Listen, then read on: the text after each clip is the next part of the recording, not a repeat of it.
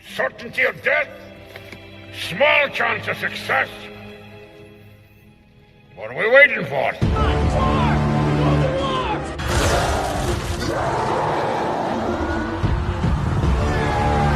Fellas, I feel this is my lucky day. Brilliant.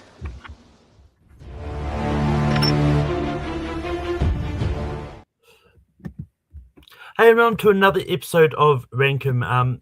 This is going to be a fun one today. We're talking about Patrick Stewart movies, and this is one of those cases where it's weird that that the topic gets picked, then news item comes out about said person, which makes it a more fitting time to do it, because it actually came out, I think it was last week, that he's actually going to retire from acting as well. Dang. So I yeah, debunk that. I'm not sure. I have to look it up. Yeah. I mean, it wouldn't surprise me. Like, he is getting to that age where it's like he's working less and less now anyway. But I've got a great panel here. I've got Stephen here. Stephen, how's it going? Yeah, it's going good. I've always been I'm a big Star Trek guy, so obviously, I love Patrick Stewart. So.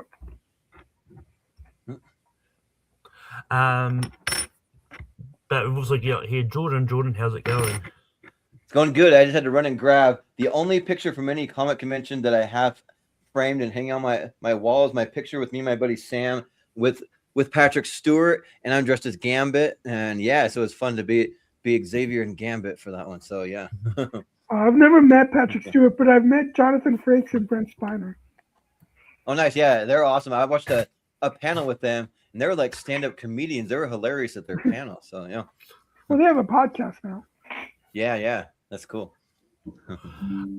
Yeah, but how the Sweets are just going to go around and nominate a Patrick Stewart movie if it belongs on a top 12 list, and then everyone else will say yes or no to it, and if it gets enough yeses, in this case, it just needs at least one yes to get it on, because we've already got a three-person panel today, which I like the odd-numbered panels because it means we don't have to do any weird voting. We won't have any ties potentially. But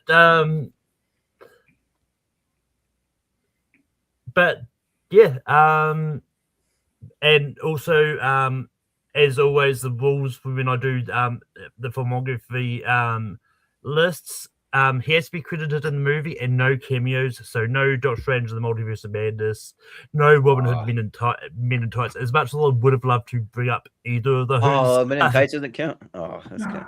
He only shows up at the end as like really enough, like there's some Wikipedia doesn't call a cameo, but it's basically a cameo, because with a lot of those Robin Hood movies, they always have someone who's played it on the because I think it was in Prince Thieves, I think it was Sean Connery that showed up at the end of that one. And that's basically what Men in Tights is parodying, is that big name actor that shows up at the end as the king. Yeah. But Stephen, what is the first movie you're going to bring up? Well, obviously there's two major franchises that he's known for, but for my first pick, I'm going to go with one that's actually outside of those franchises, and a movie where he actually gets to play the villain of the movie. So that's always cool, and that's Conspiracy Theory. It's a really cool little thriller with Mel Gibson and Julia Roberts and Patrick Stewart, and directed by Richard Donner. He's one that did it. Yeah, and it has some cool twists and turns, even though the plot's not really what the trailer represents, but whatever. That's a fault with the marketing, not with the movie. But the movie that we got is really cool. Jordan, what do you say about Conspiracy Theory? Well, I'll say I actually haven't seen Conspiracy Theory. That's a blind spot for me. But I think that there's enough wiggle room, because if I would have had another 2 hours, that was the next one on my list to watch. And I do really want to see it, because I remember seeing like trailers for it, and then like I'm a big Mel Gibson fan and a Patrick Stewart fan. So yeah, I'll actually just give it a blind yes, just because I think we have enough wiggle room that I'll say yes to. Yeah, I also haven't actually seen it. I'm probably not going to be that generous when it comes to movies I haven't seen. Yeah. Just because I think there's a lot of the ones I have seen and I think are great that I think should be here, but each their own. Conspiracy theory is going to make the list. But Jordan, what is the first movie you're going to bring up, even as if I have to ask? Yeah, right. Yeah, I mean, I think that should be on the list. But before I do, I want to shout out. I'm just going to shout it out because I don't think either of you guys have seen it. But I just watched this movie starring Patrick Stewart called Safe House, where he is. Well, so the movie is a Showtime movie. At least in America, it might have gone in a couple of theaters, maybe in like the UK, possibly, but because it premiered there first. But it has Michelle Williams and then Patrick Stewart in there. He's like supposedly a retired like some kind of government operative, but in the movie he says he works for the DIA, and so not the CIA, but the DIA, which in the movie they say is a thing, and it's not really a thing, but it's like the defense information or no, the Defense Intelligence Agency is what it is. But yeah, and he has to. He's this guy that's like aging, and he's starting to get just a little touch of maybe Alzheimer's, just a little bit, and so he's like paranoid constantly of like people breaking into his home. So he has this high security house, and throughout the movie, there's like people that'll break in, and you think it's real, but it's friends of his that come over and try to run these drills with them, and then things are like slowly revealed, which I won't spoil it, but the question is like, are there really people after him? Is there a plot to kill the president? There might be some kind of thing, or it might be all in his head because he's getting some Alzheimer's. It's pretty good though, but besides that, though, just quickly, the DIA actually exists. It is it does. It is an actual thing that exists in America. Yeah. Well, I've never heard of it, so it must be a top secret organization or something.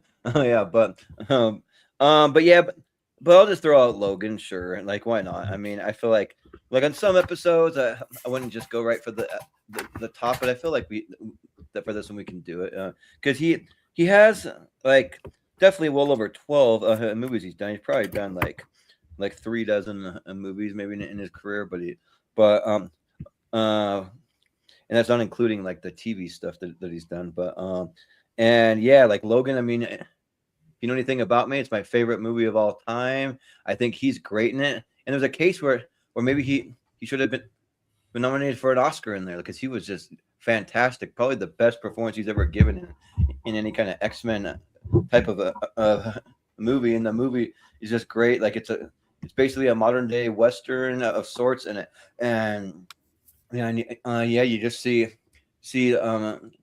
Xavier as like one of the few last remaining X-Men, kind of going with Logan or Wolverine, and they're like trying to deliver X-23, the other little girl with the claws, and to a compound up in Canada, which takes a lot of convincing to convince Logan to do it. I mean, in the movie, Patrick Stewart is on board, but they have to convince Logan.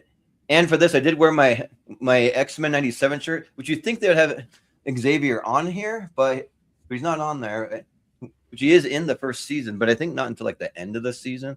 So, but yeah, my first nomination is Logan.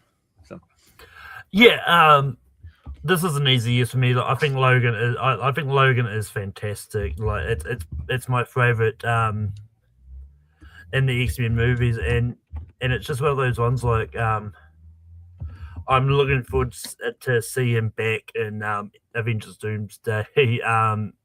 And oh yeah,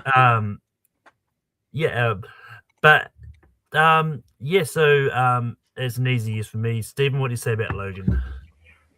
It's funny. I just finished rewatching this movie about an hour ago because I knew obviously it was going to be brought up. I wanted to know because I'm glad I rewatched it too because the first time I watched, I hadn't seen it since it came out back in 2017, and I liked it, but I didn't love it as much as you guys obviously do and most people do.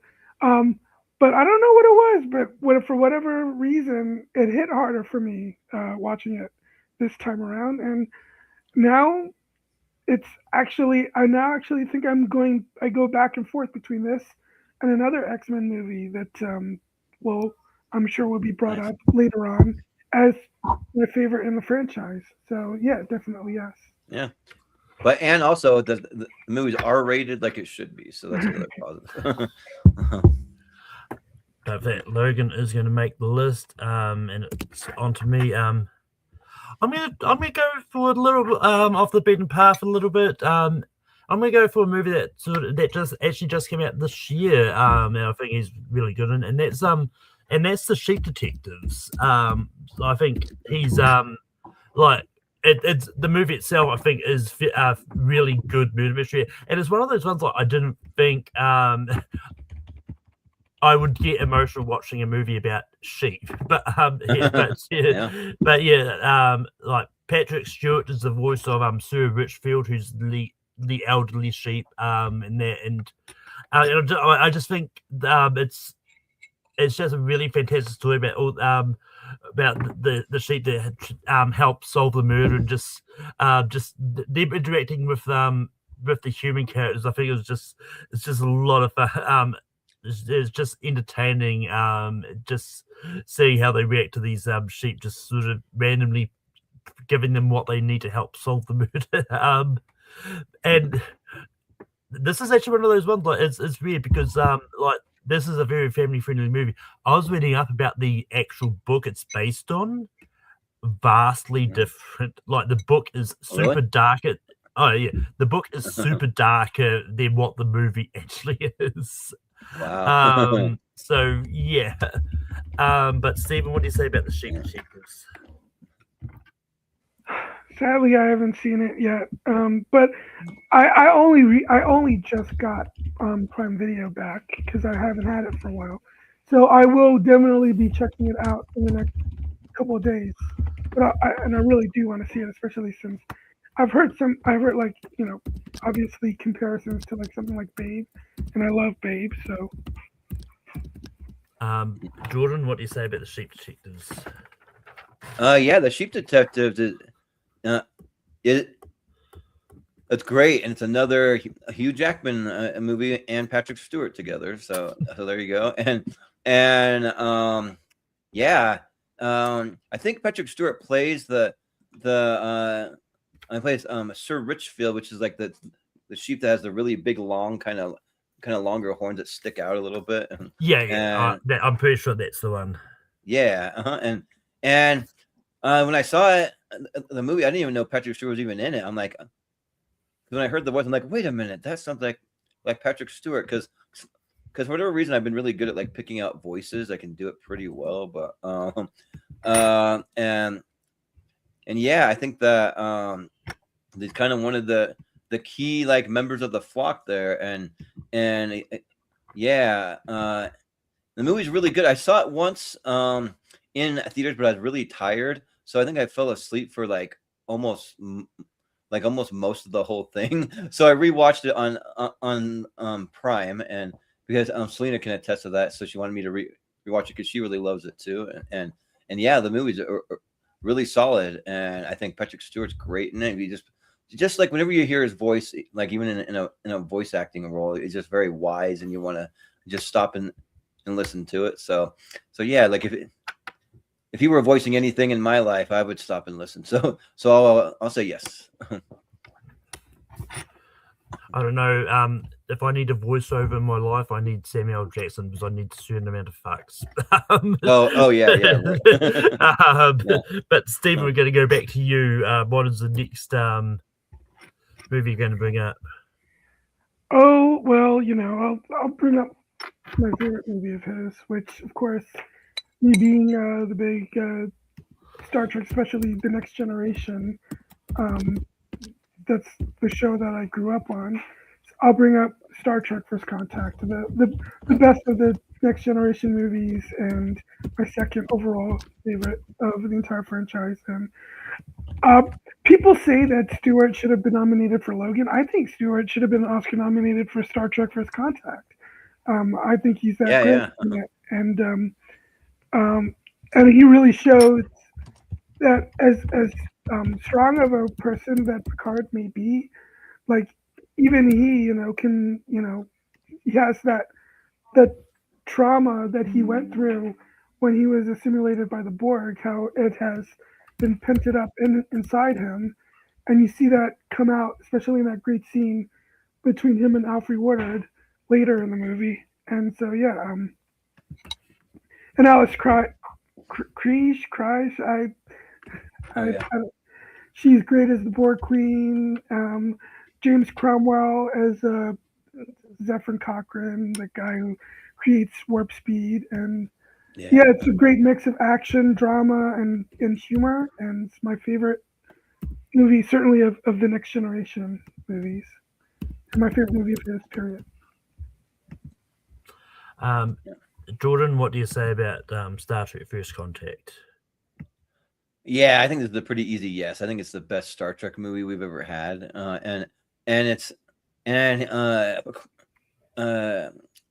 Picard has some great lines in it too. Like when he's like talking to like Alfre Woodard's character, and he's like, "I will not sacrifice the Enterprise. We made too many compromises already. Too many retreats. They invade our space, and we fall back. They assimilate entire world, we fall back. Not again. The line must be drawn here." He says just the way that like he delivers it is just like so good, and yeah, like he even has. So I can't remember if it's him that like throws it, but he had a little model of the like Enterprise, and he like throws it at the glass and that breaks or whatever. But the movie is really, really good, and I love the way it's shot too. I mean, one of my favorite shots is when they're like going on the outside of the Enterprise, and you see like Worf there, and it's upside down, and then it rotates around just to kind of show like they're in space. This is kind of like you're getting dizzy and here in space or whatever, but it looks really cool. And yeah, I think that's great. So yeah, it's an easy yes. I was looking up who was nominated for lead actor in the year that First Contact would have been eligible for. So I haven't seen enough of the nominated to know, because I know there's like Jeffrey Rush, Tom Cruise, and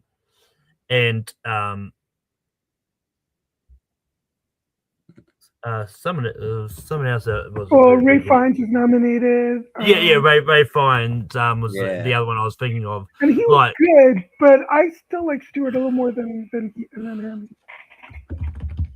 See, I think Ray Fiennes deserved to be nominated for the English Patient. I'm a defender of the English Patient. I do think it's a great movie. I think Ray Fiennes was great in it. I haven't seen the other two performances to say that Patrick Stewart should have been in over the others. Compared to the 2017 losses that Logan would be nominated for, was like for supporting actor. I could have easily taken out Christopher Plummer for all the money in the world and put in Patrick Stewart. Oh yeah, he was like a replacement actor. Come on. Funny enough, in both years we are talking about where Patrick Stewart, we think Patrick Stewart should be nominated. Woody Harrelson was nominated. Woody Harrelson was nominated both those characters both times. He deserved it both times. Yeah. Well, I haven't seen the movie he was nominated for. Yeah, I haven't seen that, so I can't judge that one. But I would say I agree with Steven that he probably should have been nominated over Ray Fiennes for the English Patient. I'm just not a big fan of the English Patient. I think it's a little boring. I mean, it's one of those ones like I like the movie. Well, it's not for everyone. I still think Ray Fiennes was great in the movie, but so that yeah. I mean, at the end of the day, I think Patrick Stewart should be nominated for an Oscar for something. I feel like there's definitely something he should have been nominated for. But I wonder if he's ever been nominated for an Emmy. Like, did he ever win an Emmy for Next Generation? Because he should have at least done that. I don't know. I don't think I don't think he would have been nominated for an Emmy for Star Trek. There's just, I mean, look, just like the Oscars, Emmys are very snubbish to like big like genre stuff too. But Pat Stewart has been nominated for some Emmys. He was nominated for limited series or a movie for Moby Dick, the TV movie Lion and Winter. Guest actor in Extras, which he was fantastic in that episode. He should have been nominated for a guest actor for Frasier because he was hilarious in that episode. Oh yeah, that is true. I forgot about that. But anyway, we've now gone a little bit off topic now. Well, sure, not really, but sort of. But going back to Star Trek First Contact, it's my favorite Star Trek movie. Full stop. I love First Contact. I think it's great. And it's easily it's easily one of the best Star Trek movies he's been in. So it's an easy yes for me. So it's going to make the list. Jordan, what is the next movie you're going to bring up? Well, I feel like for lists like this, we can have multiple like franchises in there, like movies from the same franchise. So I'm going to go with my second favorite X-Men franchise movie, and that's X2, because I'm a big fan of X2. I mean, and like he has some like good kind of like opening kind of narration where he's like, "Are mutants the next link in the evolutionary chain, or simply a new species of humanity fighting for their share of the world," or whatever? So, and that the opening scene with Nightcrawler bamfing around the White House and all that is just so good. But yeah, I mean, like it's just one where like you really see like to the full extent of Xavier's powers, and you see him kind of like projecting himself into different places, and even using the Cerebro to find a Nightcrawler when he's moving around and all that. And yeah, it's really good though. So yeah, that'd be my next favorite X-Men movie and my next nomination, X2. Yeah, I love X2, and I think it's great. Well, it's I do have another X-Men movie that's higher than that. Then that's not Logan. But I think X2 is solid. Like if you're going sort of based on breaking the X-Men movies into trilogies, it's probably my favorite of the OG trilogy of the X-Men movies. Wow. Well, Logan is my favorite of the Wolverine trilogy, if that makes sense. Yeah. So yeah, X2 is an easy yes for me. Stephen, what do you say about X2? So this is actually my. You literally, I'm using yourself for a bit of a say. So, oh yeah. So this is actually my fourth favorite of the X-Men movies in my ranking, or no, not my fourth favorite, but my fourth that is eligible for this. Okay.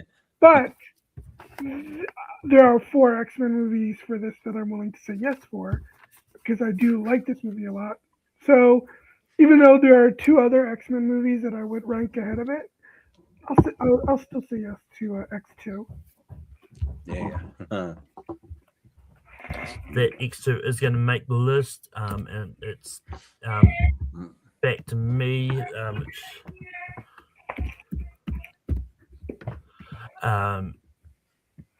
Which I'm going to try for something. I'm just checking something really quickly.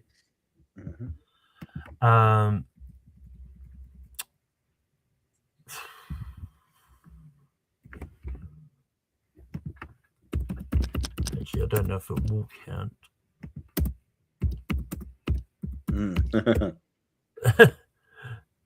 I'm like trying to like think what you might be thinking of. Let's see. Looking at my letterbox. I made a letterbox for this. I'll try. I'll see how this goes, because I don't know. I'm gonna try for TMNT, the 2007 Teenage Mutant Ninja Turtles movie. And the reason I was trying to work out if it counts, I don't remember how much he was in the movie, but I think he was in there enough that I think it counts. Whether or not people go for this, because I know this is very sort of divisive, but I remember a bit liking this TMNT because I remember sort of liking Chris. But your dog likes TMNT too, which is awesome. Yeah. They didn't do a sequel to TMNT, so there is no. Oh TMNT. Yeah, sorry. Well, not this one anyway. Yeah. But I remember sort of liking sort of Chris Evans in the movie, and I remember enjoying this one a lot. And it's probably up. I haven't done a ranking of the TMNT movies, but this might be up there as one of my favorite in the franchise. But yeah, Stephen, what do you say about TMNT from 2007? I haven't seen it, and I should probably, because as a kid I was a huge Ninja Turtles fan, but I haven't seen this particular. I do have 2 animated movies in my list, but yeah, I haven't seen this one. Speaking of TMNT fans, Jordan, what do you say about TMNT? Yeah, so I was trying to see how many of the TMNT voice cast I've actually met before, because I met Chris Evans, I met Patrick Stewart, and I met Nolan North, who does the voice of Raphael, who's also the voice of Nathan Drake, from my favorite video game franchise. That's why I wanted to meet him. But I think that's it. Oh, wait, nope. I met Tara Strong, but she just does some additional voices, and Jess Harnell. I've met them too, but they're just additional voices. So I don't know. Oh, and I met Billy West. So yeah, there's a bunch of them in there. But anyways, so yeah, I am a big fan of this one. This is one of the ones that I do like. I don't love every TMNT because I'm very particular. Like if they don't portray it right, then I'm not really sold. I don't really care for any of the Michael Bay produced ones because TMNT are not aliens. they're mutants. But I kind of like this one actually. Yeah, but this one's good, and yeah, it's still not my favorite, but it is really good. And I didn't initially have it on the list, but I wasn't sure if it would count. But I think Patrick Stewart does voice the main villain in it. So it's Max Winters. So yeah, and yeah, I'll say yes. Yeah. If that TMNT is going to make the list, and yeah, I did Google it. How much screen time he had. He's got at least 12 minutes. So and it's an 87-minute movie, so it counts. Like it's more than just a cameo. That's what I was worried about. Yeah, right. Because initially when I looked at the Wikipedia page for TMNT, he wasn't in the Wikipedia cast list for whatever reason. Oh, jeez. not that I noticed anyway, but anyway, Stephen, we go back to you. What is your next nomination? Let's see how this one goes, because I'm going to bring up another Star Trek movie, but this one was not as well received, so it might be the first no of the night, which is fine. Mm-hmm. I know I'm in the minority in this movie, but I love Star Trek Nemesis. With Tom Hardy as Shinzon, who's the clone of Picard, and I think this movie has some great moments of spectacle, like when the Enterprise collides into the Shinzon ship. I don't remember the name of it. That's a really awesome scene, and also just the whole story is, I think, really interesting about how the events in our past can shape who we are, since Shinzon led a very different life from Picard, and obviously turned out very different from him. So yeah, I think this movie is really underrated. So that's my next pick. Jordan, what do you say about Star Trek Nemesis? So this one's kind of interesting. This one's very borderline for me because this is my least favorite of all the Star Trek Next Generation movies, because I once saw it with a friend of mine, my friend Mark, and we came out of the movie, and he's like, so I was asking him what he thought about it, and he's like, that just seemed like a hyped up episode to me. Like I don't know if I loved it or anything, but I mean, there is some like cool stuff. There's even like a cool scene where they have two a Klingon like birds of prey, they call it warbirds, like something like that. There's ships that like show up, and they kind of uncloak, and they're like gonna help them go against the Tom Hardy and his ship. The Romulans. Yeah, that's right. Yeah, but yeah, the warbirds, those with there. Yeah, but yeah, and like there is some like kind of cool stuff. Like you kind of get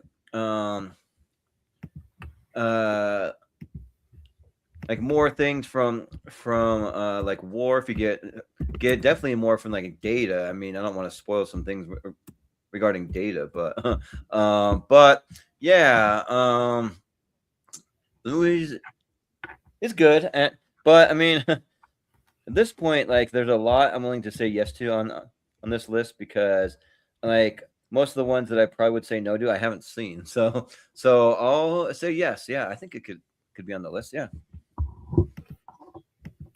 I like Star Trek Nemesis. Like, I don't hate it. I remember we blew when we did the Star Trek rankings. I think this ended up higher than some people thought it was going to end up. Yeah. Which I was on that episode. Yeah, I remember that. Yeah. But yeah.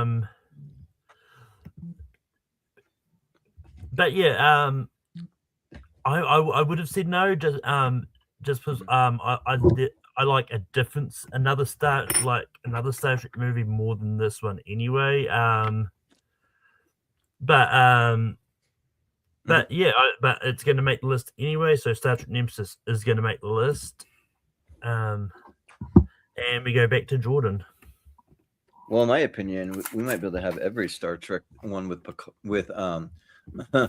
with Patrick Stewart in there. Maybe, I don't know, but because I'm like looking at like what I want to bring up, and it's like all the ones are kind of from the same franchise that I like. I was going to bring up Robin Hood Men in Tights, but if you say that doesn't count, then I'm gonna have to bring up another one from the list, and I'll bring up X-Men: Days of Future Past, because that's probably my third favorite out of all of them.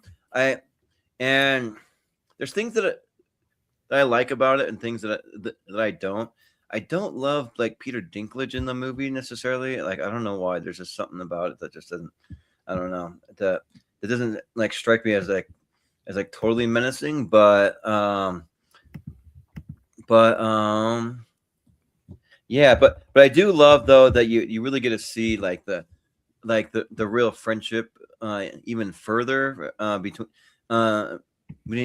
between an older Xavier and Magneto, because you see what's going on in like almost like the future, and we finally get to see Sentinels in here, because that's a big part of the comic books and the animated series. Yeah, and then like he's kind of one of the catalysts that like I think helps decide to send Wolverine back, which of course is going to be Wolverine. He's the most popular character, because I think in the comics it's like Kitty Pryde that goes back, but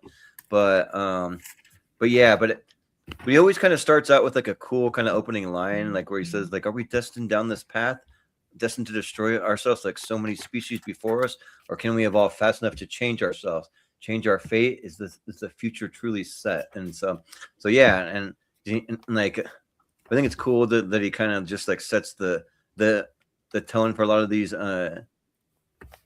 movies, and he kind of has like a connection with Wolverine when he goes back and all that, and I think that that's fun to see. So yeah, I'll say X-Men: Days of Future Past. And to answer JPO's question, it doesn't count because he's just at the very end of the movie. Like he's only a small part of the movie. Yeah, basically a cameo. Yeah. Yeah. Even though he's the king. But yeah, yeah, X-Men Days of Future Past is my favorite when it comes to this trilogy of the X-Men movies. And yeah, I think it's just a fantastic way to sort of combine the new cast and the old cast. And just that scene with James McAvoy and Patrick Stewart, I think, is just a fantastic scene. And yeah, so it's an easy yes for me. But Stephen, what do you say about X-Men: Days of Future Past? It's my favorite X-Men movie, so yeah, definitely an easy yes for me as well. I'm always a sucker for a good time travel movie, and this is certainly a great one. And having both Ian McKellen and Patrick Stewart back, but as well as Michael Fassbender and James McAvoy is great. And yeah, that scene you mentioned between McAvoy and Stewart might be the best scene in the movie. It's really good. Yeah, I absolutely love it. So it's, yeah, definitely a yes. Don't want your life. I don't want your future. Yeah, it's good. But that X-Men Days of Future Past is going to make the list.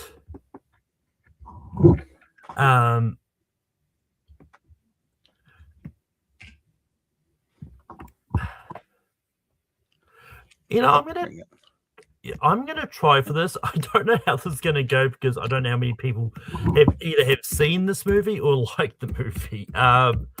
But I'm going to bring up Jimmy Neutron, Boy Genius. But because he's basically the primary villain in the movie. And this is one of those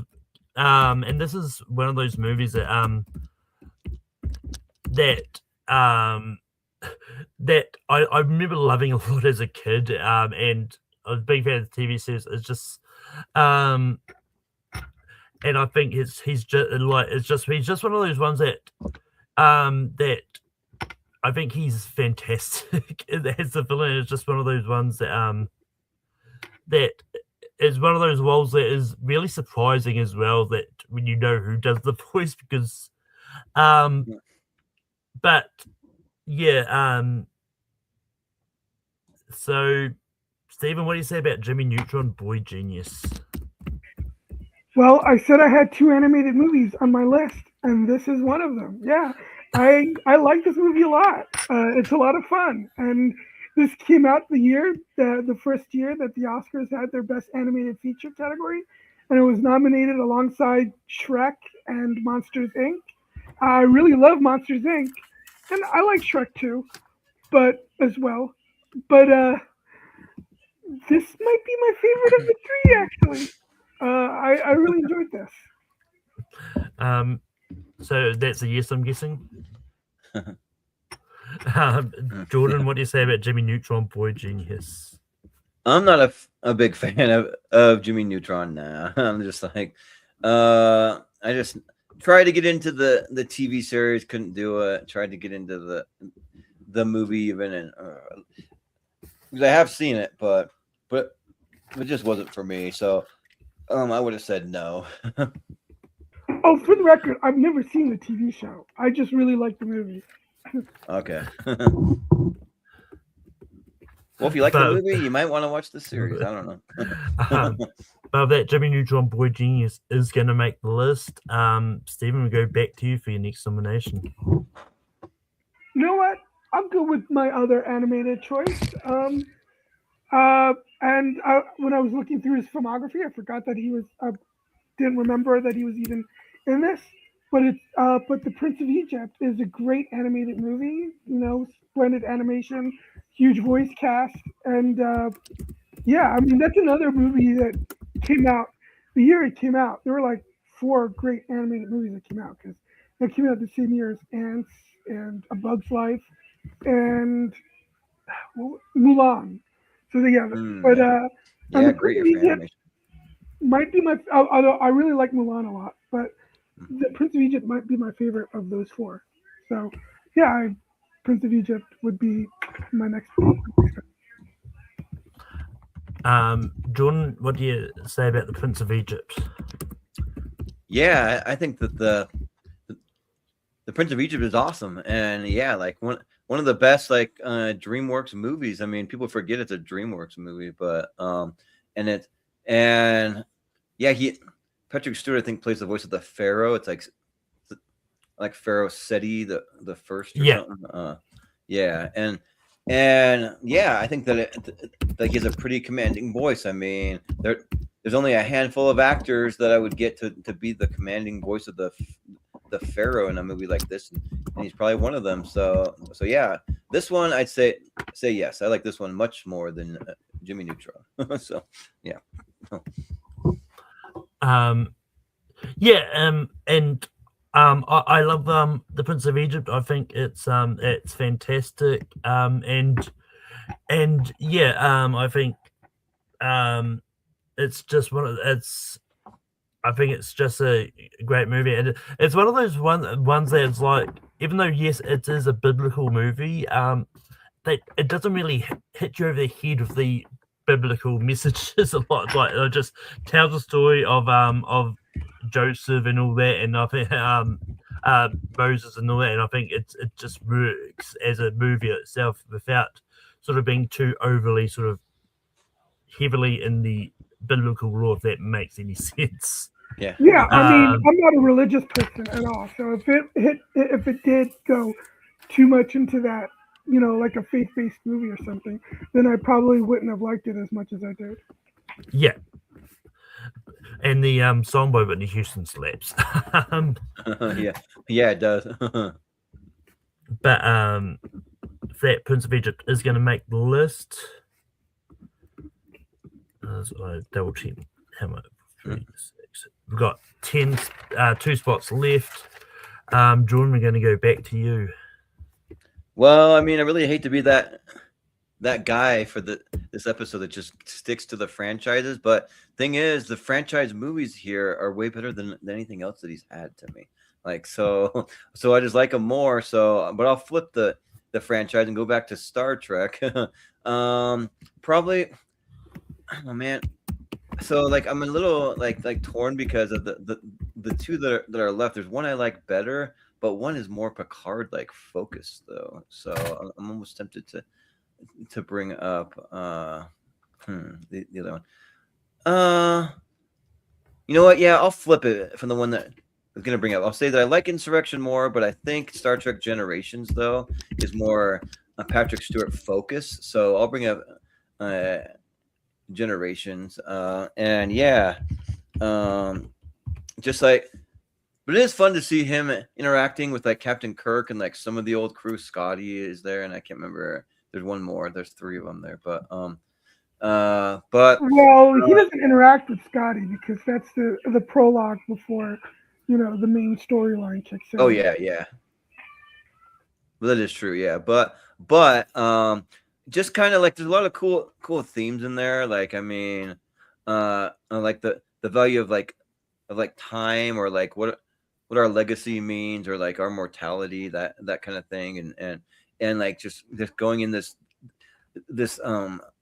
for some reason I always want to call it the Further. That's Insidious, but it's the Nexus.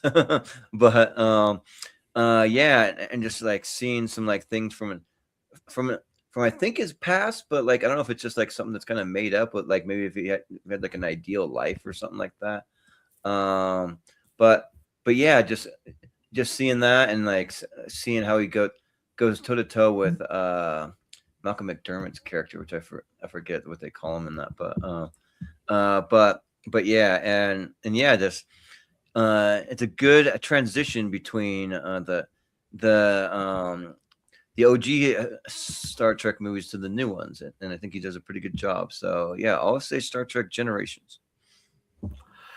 Yeah, I think Star Trek Generations was a good movie that sort of does a good job of sort of balance, like kind of saying farewelling Shatner's part in Star Trek and sort of bring like combining and then bringing in the Next Generation too. I think is a good way to sort of do that, and I think it's a really good story as well.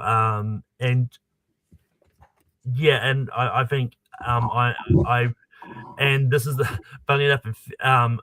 This is the out of the two you're considering. This is the one I would have. I was going to say yes to. So I'm glad you brought up this one. Oh, nice, nice. So it's an easiest for me for Star Trek Generations. Stephen, what do you say about Star Trek Generations? I would have probably had to say no. It's my least favorite of the four. I still enjoyed it, but there's a lot of things that I think this movie should have been way better than it was. Even though I think it's still an entertaining movie, but like the whole idea of the Nexus, that's a cool idea. It's supposed to be this magical place that you never want to leave. Yet both Picard and Kirk, they see how fake it is way too easily, way too fast. And that's just one of many things that made this movie, in many ways, a disappointment, even though I still think it had some good action, some great humor, especially with Data. So I enjoyed it, but I don't love it. It's one of my least favorite Star Trek movies, but still making the list. But that Star Trek Generations makes the list, and it comes back around to me, and there's one spot left, and I'm going to bring this up because, I've always said I don't discriminate against TV movies. I've always allowed them, no matter how many times people sort of argue against. Funnily enough, like I've never said I don't allow them. Yeah, right. Yeah. And yeah, so I'm going to bring up the 99 version of A Christmas Carol because I think Patrick Stewart is a great Ebenezer Scrooge and yeah, I think this iteration of A Christmas Carol I think is fantastic. Well, yes, there's been a lot of Christmas Carol movies out there, but I think this one is really good, and it's one of those ones where I think Patrick Stewart he's one of those ones that like he can do anything and make it work, and I think he really makes it work as like the villain, like so to speak, that sort of gets redeemed at the end of the movie. So yeah, I don't know how this is gonna go, but Stephen, what do you say about the 99 version of A Christmas Carol? I'm sure it's great because it's a great story. Obviously, it's been told many times, and I'm sure he makes for a great. Is he play? Does he play Ebenezer Scrooge in that? Yeah. Yeah, then I'm sure he's great, but I haven't seen it. Jordan, what do you say about the 99 version of A Christmas Carol? Well, I was gonna address Matt Kearns' comments in the chat. We didn't put Generations over First Contact yet. I mean, they're both going to be there. We'll see what happens. But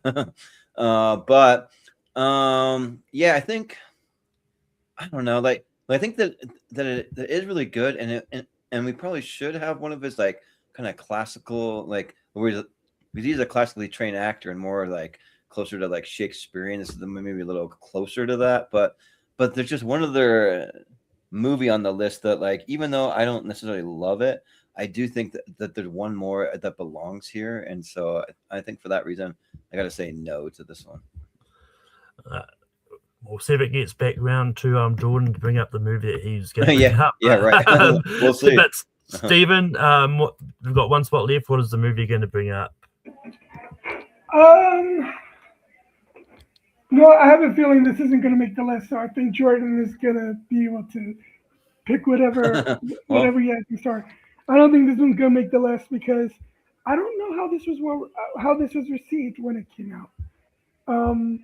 But it's another movie where he gets to play the bad guy, and that's the 2019 Charlie's Angels.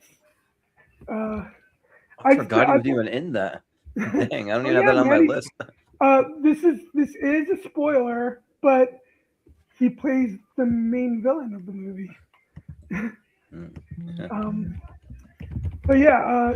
I mean, the chemistry. I actually like this version of Charlie's Angels more than the Cameron Diaz, Drew Barrymore, Lucy Liu ones.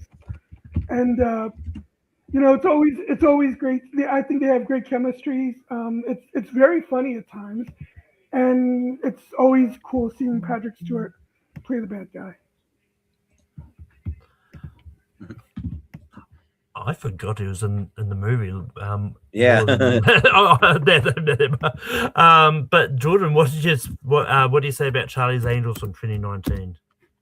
Well, I mean, if I vote for it, I have to vote for a Kristen Stewart movie. But I guess that's fine. I mean, because probably out of any Kristen Stewart movie, this is like top, like probably like maybe one of 3 that I could actually say, hey, I kind of like that one. So, because she's kind of hot in the movie, but versus not always to me. But yeah, he plays Bosley in it, and I forget that like he becomes a villain. But I still think that there's one more that really needs to be there, that the people might even be a little like upset if we don't put it in there. So I'll probably say no to this one. Also to bring up Matt's comment, look, if I ever revisit a Star Wars ranking, I won't allow the holiday special. Last time we did the Star Wars ranking, I wasn't as generous to holidays to TV movies. Yeah. Otherwise, I would have put the Ewok movies on there as well. But we all evolve over time, and so now he allows for that. Yeah. But yeah.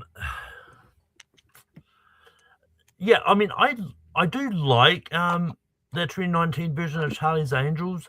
I'm not overly in love with it. I think I know the one Jordan might be referring to. And I do have it higher. So I'm going to say no to Charlie's Angels as well. But I do like that version. I think it's a good version of the story. Yeah. But Jordan, we do get back around to you. What is the movie you're going to bring up? So I think I got to bring it up because people are very high on it. I'm not that high on it. So when it comes to the overall like voting at the end, it might end up being a little lower for me because I did see it in theaters, and like both me and the girl that I was dating at the time, we kind of wanted to walk out because it was pretty just kind of gory and gruesome out of nowhere. Like, I mean, well, like not really out of nowhere. It's just like it didn't really have gore throughout the whole movie, but it had like just these little like moments where like oh, that is like nasty. But it's the movie Green Room where he plays like an evil bastard, like Nazi kind of skinhead guy, and like just goes into this like rock club and just sends all his goons in to like wreck shop but it's also a great movie from Anton Yelchin, who would go on to be in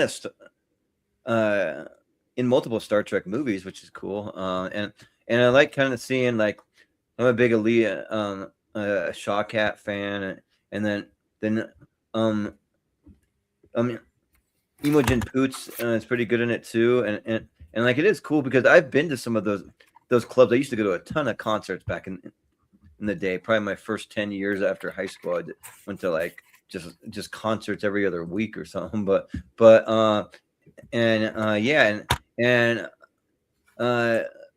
it's a cool role because I feel like it's the most kind of just like, I don't know, just like just an evil dude where he's not even being like a mustache like kind of twirling like villain of sorts. He's just kind of just being this like an evil Nazi kind of guy, and like it's kind of cool to see. And I think most people were pretty high in the movie, even though I wasn't as high. I still think that it belongs, so I'll say Green Room.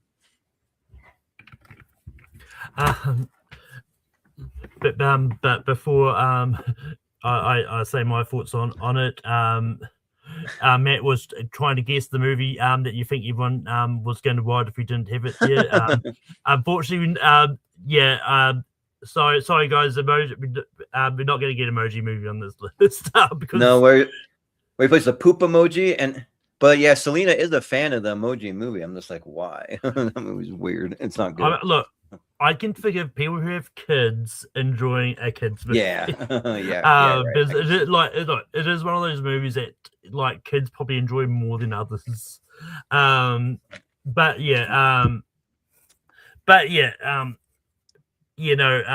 also with you in a way that I'm not that high on Green Room.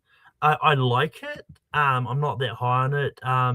Just looking at sort of stuff I've got higher, I think it's going to be a bunch of things that you guys haven't seen or stuff that you don't care about.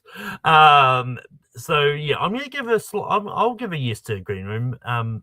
Stephen, what do you say about Green Room?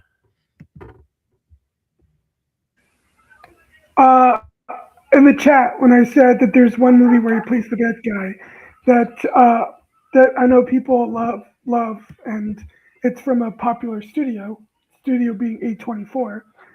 That's the movie I was referring to, so I haven't seen it. Yeah, the Emoji movie. But the other thing about Green Room is like gore. Like there's literally a scene where a guy gets shot point blank in the head, and then his head instantly turns into hamburger meat, and it's like one of the nastiest things I've ever seen. And then just like the amount of times that like Anton Yelchin's arm just gets hacked up like over and over, and they really make it look gross. I'm just like, oh, I mean, they did their job. They're going for like a gross out kind of like violent kind of thing. They did a good job with that. So, by the way, this actually came out after the first two Star Trek movies. Because you said that he would go on to do Star Trek. Actually, Star Trek 09 came out in 09. And so he did it before. Yeah. Green Room came out in 2015. Okay, yeah, that makes sense. Yeah. And I'm gonna grab my whiteboard for this next part. But that brings us to the end of the nomination round of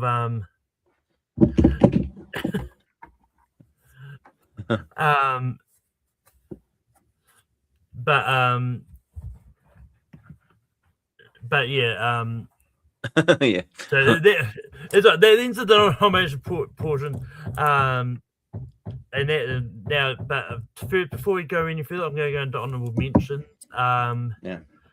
And for me, look, I really wanted to bring up the Ted movies, but I did look it up, see how much he is in it as the narrator. Yeah, Ted. He really isn't in it a lot. It's basically 3 minutes. Like the narration is only like 3 minutes. And fun fact, in the TV series, it's Ian McKellen that does narration for that. So it's also they switch out. That's funny. Yeah, I do. Then a movie that one of the movies I did watch for this, it's called Coda from 2019. Not the one you're thinking of, not the Oscar-winning Coda. It's a different movie called Coda. And it's a good movie. I liked it. I don't think it's one that Jordan would like. It's because there's a lot of like talking in that. But yeah, I'm probably.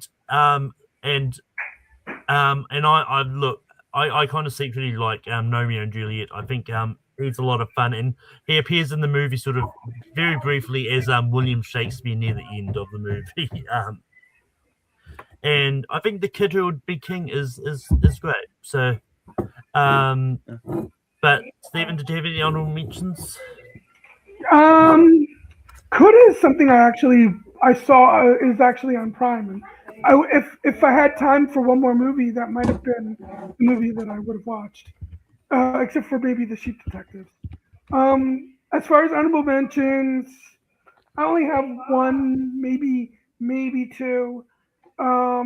It's not a good movie, but I did enjoy as a guilty pleasure Masterminds. It's it's silly fun. And I don't hate X-Men: The Last Stand like a lot of people do. It's all right. And Jordan, did you have any honorable mentions? Yeah, and I was gonna also address Matt's other comment that we're all thrown off a little bit. We're going to rank him on a different day than we normally do, so yeah, it's all right. but yeah. So when you said Coda, I was like, I'm thinking like, what? He was in the movie about the deaf people? What? No, it was a different one though. Yeah, because that one I actually do like, but I haven't seen the other one. But as far as honorable mentions go, I actually would have maybe even brought up the first X-Men. So the original one, because that's when he kind of like takes Logan in and I forgot about that. Yeah, Logan I like and that Rogue. one. Yeah. So he takes Rogan and Logan in that one. And then like I do kind of like Masterminds. Like that movie is good. It's been forever since I've seen it. Probably since the 90s, probably. But it is kind of fun. He's like but you can like always tell when a movie's outdated because of all the technology and like the computers they're using and all that. That one kind of has that. But I just like the line. We have a diehard situation on our hands. oh yeah, right. And then I would have brought up the Page Master. I'm actually a big fan of that because I'm also a Macaulay Culkin fan, and so I would have brought that up. I think that's probably all. But I already brought up Safe House. I just want to reiterate, like, go watch Safe House. That movie's really good. And I have seen Excalibur, and it was about one of the most boring movies I've ever seen in my life. I wish I could have gotten my 2 hours back from that movie, but yeah. So I'll leave it at that. And then a couple of the honorable mentions things we got mentioned in the chat. Some have already been mentioned, like the Page Master. Leo also brings up Dune 1984, which is something that I didn't even know he was in until this week. So I was like, I saw that movie in high school. I saw that movie in high school, and it's boring. Yeah, that movie is boring. Well, I mean, as I said, I didn't think it was going to come up anyway. I just didn't know Patrick Stewart was in it. That's Excalibur, Life Force, which I think is a very fun, like decent movie. Kiddo Would Be King, which I mentioned, and then Leo brings up Masterminds, and a movie called Jeffrey, and then Matt really likes Excalibur. And I know. I mean, there is definitely an audience, but I'm pretty sure if I remember rightly, I think another person who's a member of Take 3, who you haven't seen in a while, Kristen Smith, I think she also really loves Excalibur as well. Excalibur is actually a really well-received movie, actually. Yeah. And I think it made a lot of money when it came out, yeah. And then it also brought up the hot take of Dune 84 better than Dune. No. I don't love the first Dune that Denis Villeneuve did, but it's still better than the 80s version. I mean, I'd agree with that. I haven't seen the 80s version, so I can't really compare. Yeah. But with that, now it's time to actually rank the 12 that we have. Just to recap what we've got Conspiracy Theory, we've got Logan, we've got The Sheep Detectives, we've got Star Trek First Contact, we've got X2, we've got TMNT, we've got Star Trek Nemesis, we've got X-Men Days of Future Past, we've got Jimmy Neutron, Boy Genius, we've got Prince of Egypt, we've got Star Trek Generations, and we've got Green Room, which is a nice, decent mix of movies. Yeah, it is, yeah. But Stephen, what do you have for number 12? Star Trek Generations. Jordan. I've got Jimmy Neutron. I'm in Star Trek Nemesis. Oh dang. So we do actually have a time. So chat, the first comment I see that says helps make it. We've got Star Trek Nemesis, we've got Star Trek Generations, we've got Jimmy Neutron, Boy Genius. And Leo is the first comment that comes up, and it's Generations. Generations, all right. Better than worse than Jimmy Neutron. Okay, I'll just take note of that. And ironically, Matt would have gone the other way. Matt would have gone the other Star Trek movie. Oh dang! Yeah. So either way, it was going to be a Star Trek movie ending up at 12. But Jordan, what do you have for 11? Still Jimmy Neutron. I'm sticking with Star Trek Nemesis. Stephen. I guess we're going to the chat again. I put conspiracy theory. Oh, okay. So, chat, conspiracy theory, Star Trek Nemesis, or Jimmy Neutron. The first comment I see will decide what ends up at 11. Oh man, the chat is not high on these Star Trek movies. And this time Matt got him first, but then Leo also said Nemesis as well. Uh-huh. I mean, to be fair, I think Nemesis is one of the like a lot of people do rank Nemesis as one of the lower Star Trek movies. Yeah. Anyway. So I I'm do not, too, actually. I'm not overly surprised that it's. Yeah. It's all good. I'm not high on it either. So. Oh, but Matt said I'm not high on these Star Trek movies because he's an OG guy. That's all right. I mean, yeah, there's fans of all of them. Yeah. But Oh yeah, I didn't mention Insurrection in my honorable mentions. I do love that movie too, actually. Oh yeah. Same here. I like the opening scene too, when there's like people that are invisible and all that, and they're fighting them. Yeah, it's kind of cool. But for number 10, I've got Green Room. Stephen, what do you have for 10? Still conspiracy theory. Jordan. Well, we might be going to the chat a lot tonight because Jimmy Neutron. So this time we've got Green Room, Jimmy Neutron, and conspiracy theory.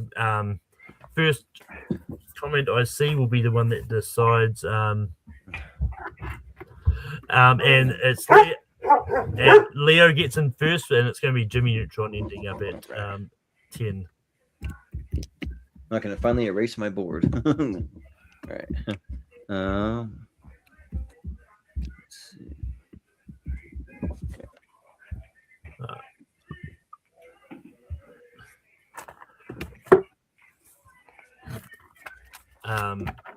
But Stephen, what do you have? Still conspiracy theory. Jordan, what do you have for 9? I actually went with Green Room for my. I also went Green Room, so Green Room is going to be at number 9. Number 9. Okay.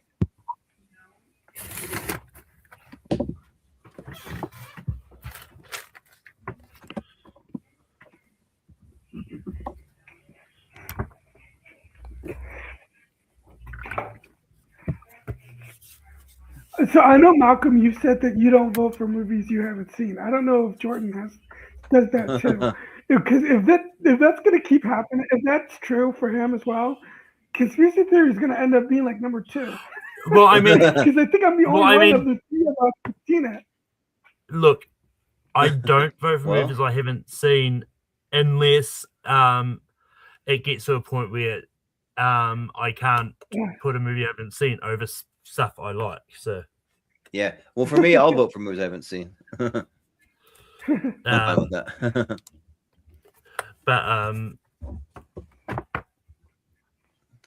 But Jordan, what do you have for 8? Yeah. Like this time, I have conspiracy theory. So there you go. Prince of Egypt and Stephen. Conspiracy theory. All right, here we go. First time we don't have to go to the chat. Yeah, and I want to try to watch conspiracy theory because it does look. Oh good. Yeah, it's really good. It's just of the ones that I've seen, it's probably my least favorite. Okay. Yeah. Oh, but now I have to choose something different. All right.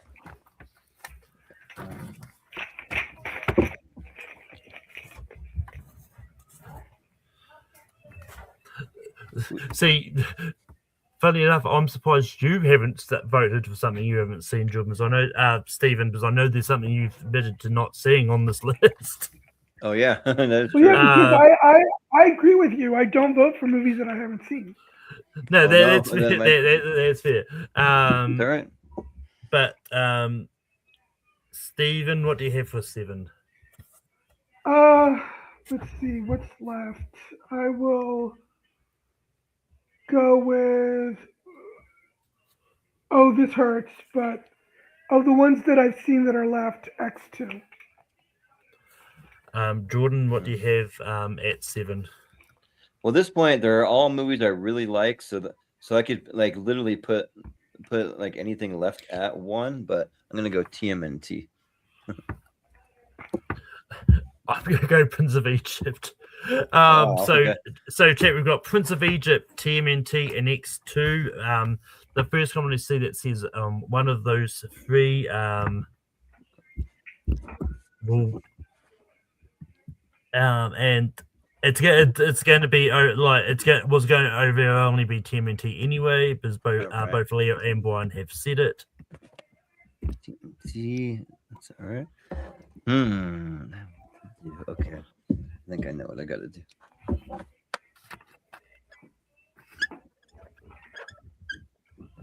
And fun fact, on my personal Patrick Stewart list, TMNT happened to be 7 as well. And it came out in 2007. Nice. Yeah, there you go. But Jordan, what do you have for 6? For 6, I have The Prince of Egypt. I'm also going Prince of Egypt. Stephen. Oh, I kept X2. Okay. Prince of Egypt. Ooh. Now what to do? Fudge. Okay.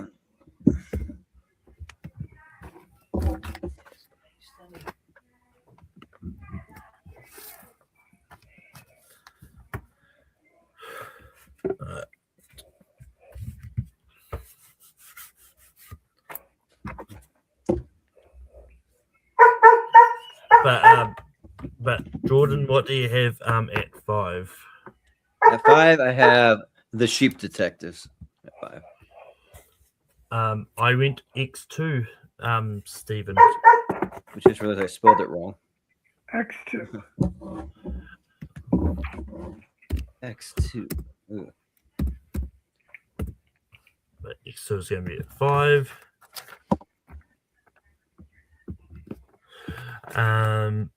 So just to remind everyone what we've got left, we've got Logan, we've got The Sheep Detectives, we've got Star Trek First Contact, and we've got X-Men Days of Future Past.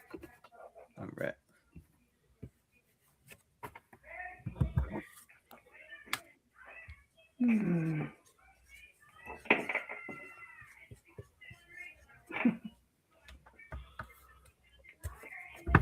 All right. But for me, I've got X-Men Days of Future Past. Stephen, what do you have for number 4? Well, I love everything that's left so much, so I had to go with something that I haven't seen, and that's The Sheep Detectives. And Jordan. Yeah, I do love me a good murder mystery involving animals, but I got to go Sheep Detectives.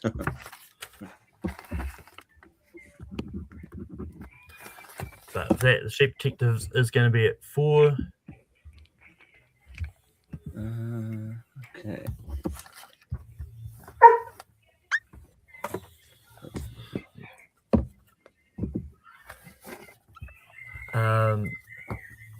But Stephen, what do you have for 3? Wait, am I missing something? Let's see. We have Logan. Star Trek First Contact and X-Men Days of Future Past. Oh, we're down to the top 3. Okay. Yeah. In that case, hard, but I'm gonna go with Logan. Jordan, what do you have for number 3? I have X-Men Days of Future Past. I also went X-Men Days of Future Past. All right. Funny enough, the top 2 came to the 2 franchises I figured I was going to, Star Trek and X-Men. Yeah. Yep. Makes sense.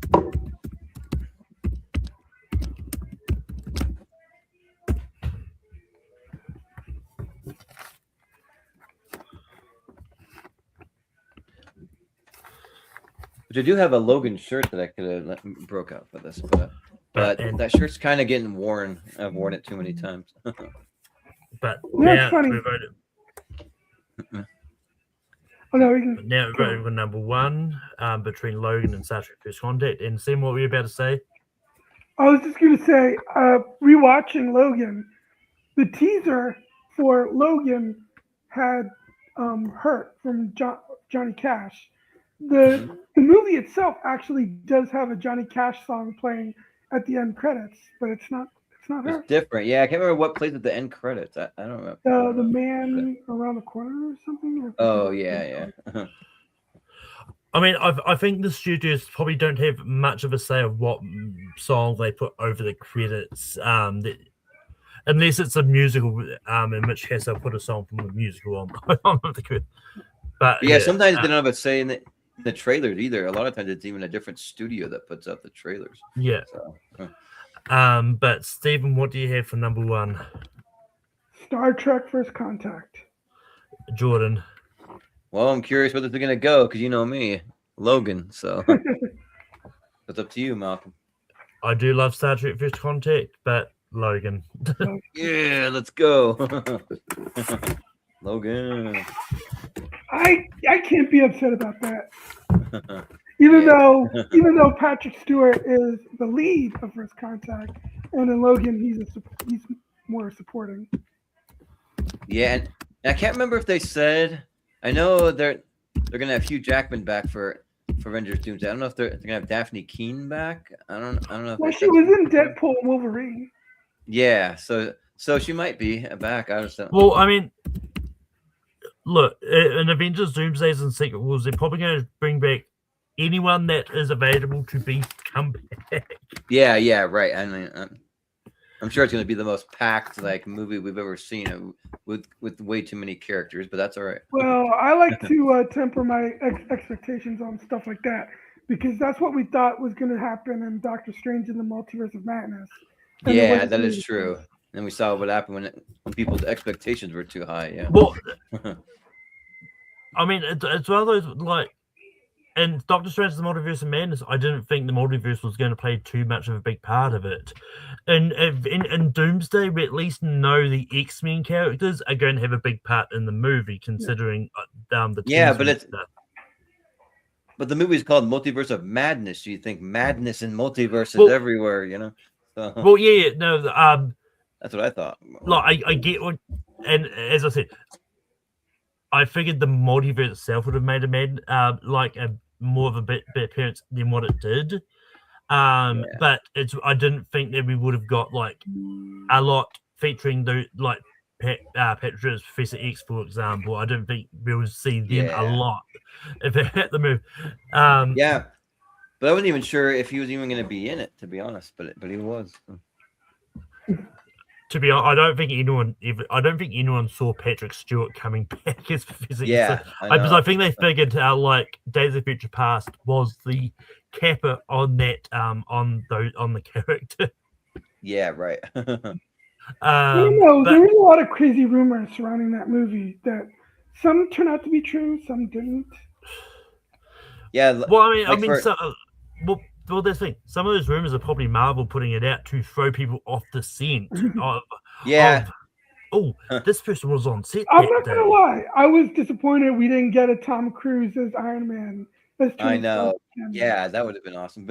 But I do know that Marvel puts out fake things to try to throw people off, because I've even read myself a fake script of Doomsday, and well, actually, if I say fake, but actually I don't know if it's fake because they say it's real, but I think it's kind of fake because the script is not good. It's actually kind of horrible. So I hope they don't go with the script I read. I hope so. But anyway, that is the end of ranking for this week. Now, time to recap the top 12 Patrick Stewart movies we have. At number 12, we've got Star Trek Generations. At 11, we've got Star Trek Nemesis. At 10, we've got Jimmy Neutron Boy Genius. At 9, we've got Green Room. At 8, we've got Conspiracy Theory. At 7, we've got TMNT from 2007. At 6, we've got Prince of Egypt. At 5, we've got X2. At 4, we got The Sheep Detectives. At 3, we got X-Men Days of Future Past. At 2, we got Star Trek First Contact. And number 1, we got Logan. Yeah. But for but next week, on Rankin, we'll be ranking the Evil Dead franchise. We will be back on Sunday, but I'm probably going to do it a little bit earlier than what I normally do, because just because I've got something else on at 8. But you can find me popping up here. But Stephen, we can be on you online before I actually do my own place. Just on social media. Like, I actually am starting a YouTube channel soon. So, well, technically, as a member of YouTube, you have a channel, but I might actually start like putting stuff on. And I've been developing some pages because I had to for school, and so I might actually use that to my advantage. But I'm not really ready to plug that just yet. So just letterbox at sShepherd82. Jordan, making people find you online. Yeah, I'll just plug just a couple quick things, but find me over on the Movie Hero Network. You can find some of these guys. Malcolm and Steven have both been on a bunch, and we're in the midst of a big best summer blockbuster mystery series. So the mystery means we just put all the best summer blockbusters of all time into a big wheel, and then we just spin it to see what pops out. So we got part 3 and 4 this week, and then this upcoming Sunday we'll be finally breaking down. I believe Malcolm will be on it as well. We're going to be break down our favorite movies of the year so far at the halfway point of the year. So we'll be breaking those down, and then also I'll just throw it out since he's on the episode. We are going to be doing a little later in the month, but it's Tuesday, July 28th. We're going to be doing Malcolm Lay's top 64 music artists on the channel too, so you can come back for that. So yeah, that's what we got. And you can find me on Tape Productions as a host, rank them every week. Next week we'll be ranking the Evil Dead movies. Nice. And you can also find me on my personal YouTube channel hosting Spear from the Past each week. Next episode will be on Judgment Day from 2006. And you can find me popping up here and there on other places as well. I'll be on the Movie Hero Network this week for Blockbuster for the Blockbuster tournaments. And yeah, but until next time, we'll see you next time. Next time.